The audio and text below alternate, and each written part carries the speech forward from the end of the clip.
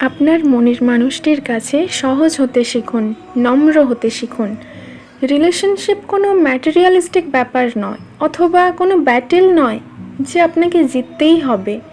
তার চোখের জল উপচে পড়ার আগে বুকে টেনে নিতে শিখুন। সময়ে সময়ে ঠোঁট ছোঁয়ার আগে মনের হদিশ নিন। চিৎকার করলে মাথা নত করুন পরক্ষণেই। তার ভালোটুকু যেভাবে সেলিব্রেট করছেন, খারাপটুকু অ্যাকসেপ্ট করুন। পারলে শুধরে দিন, সবার সামনে এক্সপোজ না করে সামলে রাখুন। মানুষ তখনই কাউকে অসম্ভব ভালোবাসতে পারে যখন সামনের মানুষটাতে সে তার কমফর্ট জোন খুঁজে পায়।